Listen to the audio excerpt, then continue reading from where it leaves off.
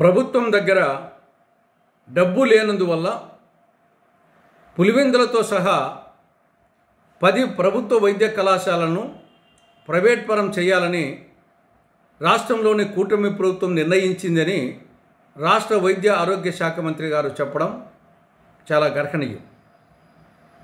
ఇది కేవలం సాకు మాత్రమే. కుక్కలు చెప్పులు వెతకును, నక్కలు బొక్కలు వెతకును, కూటమి నాయకులు సాకులు వెతకును సుమతి అన్నట్లు ఇది సాకు మాత్రమే.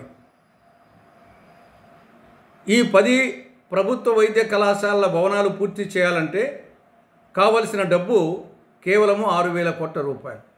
కేవలము 6,000 కోట్ల రూపాయలు. రాష్ట్ర ప్రభుత్వ వార్షిక బడ్జెట్ 2025-26కు 3,22,580 కోట్ల రూపాయలు. 3,22,580 కోట్ల రూపాయలు. రాష్ట్ర వార్షిక బడ్జెట్లో ఈ 10 మెడికల్ కళాశాలకు కావాల్సిన డబ్బు 6,000 కోట్లు అనేది చాలా స్వల్పం. 1.8% మాత్రమే. అది 1 సంవత్సరానికైతే, 2-3 సంవత్సరాలకైతే మరింత తగ్గుతుంది. ఈవెన్ రాష్ట్ర బడ్జెట్ అవసరం లేకుండానే నాబార్డు వాళ్ళు ఆర్థిక సహాయం చేస్తామని ఆల్రెడీ అగ్రిమెంట్ కూడా జరిగింది. కాబట్టి నిధుల కొరత అనేది కేవలము సాకు మాత్రమే.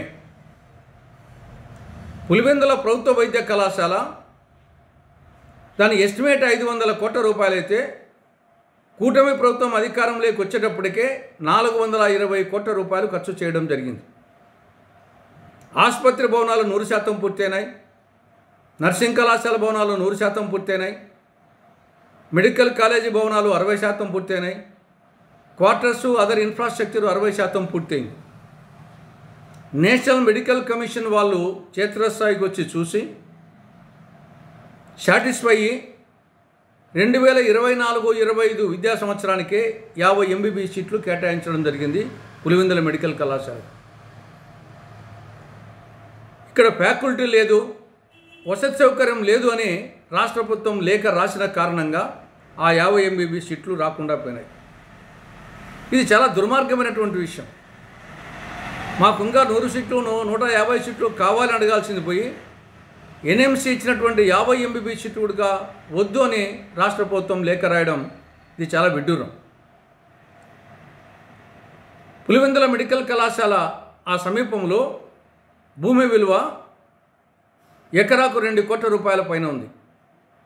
అలాంటిది ప్రభుత్వం ప్రైవేట్ వాళ్లకు ఈ వైద్య కళాశాలకు సంబంధించిన భూమిని ఎకరా 100 రూపాయలకి ఇస్తుందంట. అక్కడేమో 2 కోట్ల రూపాయలు విలువ చేస్తుంది ఎకరా వీళ్ళు ప్రైవేట్ వాళ్ళకు 100 రూపాయలకి ఇస్తారట.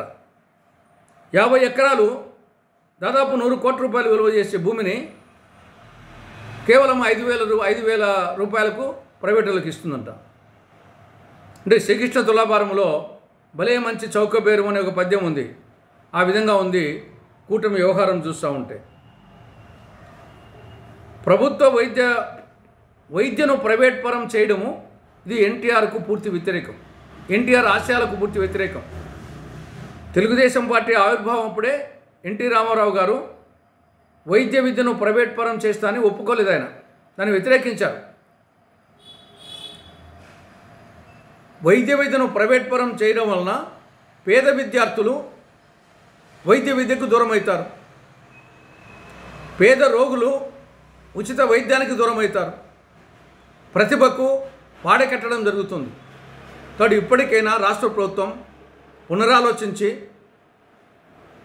ప్రభుత్వం జారీ చేసిన జీవో 590ని ఉపసంహరించుకోవాలని, లేకపోతే ఈ జీవో 590 కూటమి ప్రభుత్వానికి ఉరిత్రాడుగా మారుతుందని, ప్రభుత్వ పతనానికి దారి తీస్తుందని తస్మాత్ జాగ్రత్త అని కాంగ్రెస్ పార్టీ హెచ్చరిస్తూ ఉంది.